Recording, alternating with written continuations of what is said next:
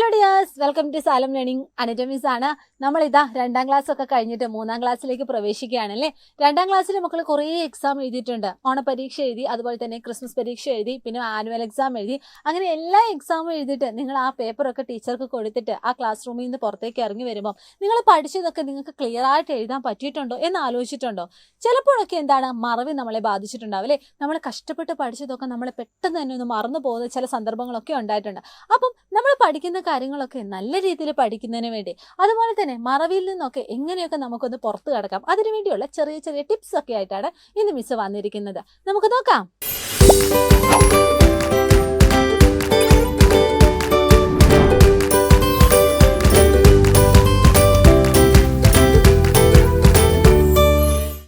ഒരു കാര്യം മക്കളോട് ചോദിക്കട്ടെ. നിങ്ങളെല്ലാവരും കൂടി ഇപ്പോൾ ഫാമിലീൻ്റെ കൂടെയോ അല്ലെങ്കിൽ ക്ലാസ്സിലോ നിങ്ങളൊരു ടൂർ പോകുന്നു എന്ന് വിചാരിക്കുക. അല്ലെങ്കിൽ നിങ്ങൾക്ക് ഏറ്റവും ഇൻട്രസ്റ്റിംഗ് ആയിട്ടുള്ള ഒരു നടൻ, ഒരു ഉദാഹരണം പറയുകയാണെങ്കിൽ മമ്മൂട്ടിൻ്റെയോ അല്ലെങ്കിൽ മോഹൻലാലിൻ്റെയോ ആരുടെയെങ്കിലും സിനിമയ്ക്ക് പോയി എന്ന് വിചാരിക്കുക. ഇങ്ങനെ സിനിമയ്ക്ക് പോകുന്ന സമയം അല്ലെങ്കിൽ നിങ്ങളൊരു ടൂർ പോകുന്ന സമയം അവിടെ നടക്കുന്ന എല്ലാ കാര്യങ്ങളും നിങ്ങൾക്ക് ഓർമ്മയുണ്ടാവും.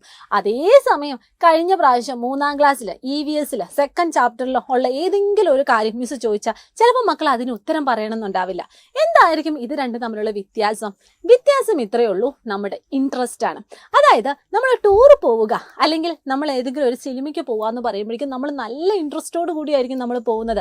പക്ഷെ ബുക്ക് എടുത്തിട്ട് പേജുകൾ മറിച്ച് നമ്മളത് പഠിക്കാന്ന് പറയുമ്പോൾ നമ്മുടെ മുന്നിൽ ഒരൊറ്റ എയിമേ ഉണ്ടാവുള്ളൂ, നമുക്ക് പരീക്ഷയ്ക്ക് മാർക്ക് കിട്ടുക. അതായത് നമുക്ക് അത്ര ഇൻട്രസ്റ്റ് ഉണ്ടാവില്ല. അപ്പം നമ്മൾ പഠനത്തിൽ നമുക്ക് മുന്നോട്ടേക്ക് പോകണമെങ്കിൽ നമ്മൾ ആദ്യം സെറ്റാക്കേണ്ട എന്താണ്? നമുക്ക് നല്ല ഇൻട്രസ്റ്റ് ഉണ്ടായിരിക്കണം. അതുപോലെ നിങ്ങളൊന്ന് ആലോചിച്ച് നോക്കിയേ, ഈ ടൂർ പോകുന്ന സ്ഥലമൊക്കെ നിങ്ങളുടെ മനസ്സിലേക്ക് ഉണ്ടാവും. അതേസമയം നമ്മൾ ഏതെങ്കിലും ഒരു കാര്യം പഠിക്കുമ്പോൾ അത് നിങ്ങളുടെ മനസ്സിലേക്ക് വരുമോ? ഇല്ല. അപ്പം നിങ്ങൾ രണ്ടാമതായിട്ട് ശ്രദ്ധിക്കേണ്ട ഒരു കാര്യമാണ്, നമ്മൾ എന്ത് പഠിച്ചാലും നിങ്ങൾ നല്ലോണം ഇമാജിൻ ചെയ്ത്, അതായത് കുറച്ച് കളർഫുള്ളായിട്ട് കുറച്ച് വിഷ്വൽസ് ഒക്കെ ചേർത്തിട്ട് വേണം നിങ്ങൾ മനസ്സിൽ തന്നെ സെറ്റാക്കി വേണം അത് പഠിക്കാൻ. അങ്ങനെ പഠിക്കുമ്പോൾ ഒരിക്കലും നമ്മൾ മറന്നു പോവില്ല. ഇനി അതോടൊപ്പം നിങ്ങൾ വീണ്ടും പഠിച്ച് വീണ്ടും മറന്നു പോവുകയാണെങ്കിൽ നിങ്ങൾ എന്ത് ചെയ്യണം?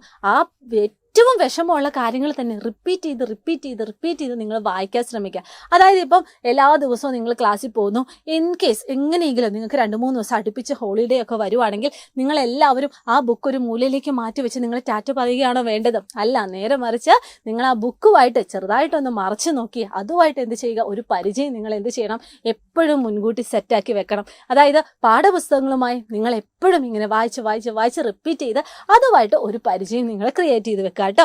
ഇനി അതുപോലെ തന്നെ നിങ്ങൾക്ക് ഏറ്റവും ടഫായിട്ടുള്ള കാര്യം എന്തെങ്കിലും ഉണ്ടെങ്കിൽ അത് നിങ്ങൾ അത്യാവശ്യം വളരെ വലുപ്പത്തിൽ എഴുതിയിട്ട് നിങ്ങൾ എപ്പോഴും നിൽക്കുന്ന അല്ലെങ്കിൽ നിങ്ങൾ കിടക്കുന്ന അല്ലെങ്കിൽ നിങ്ങളുടെ പഠനമുറിയിൽ നിങ്ങൾ ഒരു സ്ഥലത്ത് പ്ലേസ് ചെയ്യുക. അതിങ്ങനെ കണ്ടുകൊണ്ടിരിക്കുമ്പം ഓട്ടോമാറ്റിക്കലി നമ്മുടെ മനസ്സിൽ അത് ഫീഡാവും. ഇപ്പം നമ്മുടെ ഈ ചെറിയ ക്ലാസ്സിലെ മക്കളെ സംബന്ധിച്ചിടത്തോളം നമുക്ക് നേരിടേണ്ടി വരുന്ന വേറൊരു പ്രശ്നമാണ് മക്കളെ അക്ഷരത്തെറ്റ്. അപ്പം മക്കളെല്ലാവരും മാക്സിമം നമ്മുടെ ഇംഗ്ലീഷ് ആയിക്കൊള്ളട്ടെ അതുപോലെ തന്നെ നമ്മുടെ മലയാളം ആയിക്കൊള്ളട്ടെ എല്ലാം എഴുതി പഠിക്കാൻ വേണ്ടി ശ്രമിക്കുക. അതിൻ്റെ കൂടെ തന്നെ മാത്സ് ഒക്കെ ആണെങ്കിലും നിങ്ങൾ ചെയ്ത് തന്നെ നിങ്ങൾ പഠിക്കണം കേട്ടോ. ചുരുക്കി പറയുവാണെങ്കിൽ നമ്മൾ പഠിക്കുന്ന നമ്മുടെ റൂം നല്ല ഒന്നാം തരം പഠന അന്തരീക്ഷമാക്കി മാറ്റാൻ വേണ്ടി നമ്മൾ ശ്രമിക്കണം. അപ്പം മക്കള് ഇനി 4ാം ക്ലാസ്സിലേക്ക് പ്രവേശിക്കുന്നതിന് മുന്നോടിയായിട്ട് മിസ് ഇവിടെ പറഞ്ഞിരിക്കുന്ന എല്ലാ ടിപ്സും ഞങ്ങൾ ഉപയോഗിച്ച് ഒന്ന് ട്രൈ ചെയ്ത് നോക്കുക. അങ്ങനെയാണെങ്കിൽ ഇനി വരാൻ പോകുന്ന എക്സാം, ഓണം ആയിക്കൊള്ളട്ടെ ക്രിസ്മസ് ആയിക്കൊള്ളട്ടെ, എല്ലാ എക്സാമിനും നമുക്ക് നല്ല മാർക്ക് നേടാൻ പറ്റും. അത് മിസ്സിന് ഉറപ്പാണ്. അപ്പോൾ എൻ്റെ മുന്നിലിരിക്കുന്ന എല്ലാ കുഞ്ഞുങ്ങളും മിസ്സിൻ്റെ കൂടെ നമ്മുടെ സൈലത്തിൻ്റെ കൂടെ അടിപൊളിയായിട്ട് പഠിച്ചു തുടങ്ങുക. നമുക്ക് ഇനിയും മുന്നോട്ടേക്ക് 1 by 1 ആയിട്ട് കുട്ടി ക്ലാസ്സിലൂടെയും കുട്ടി വീഡിയോസിലൂടെയും കാണാം. All the very best and thank you so much.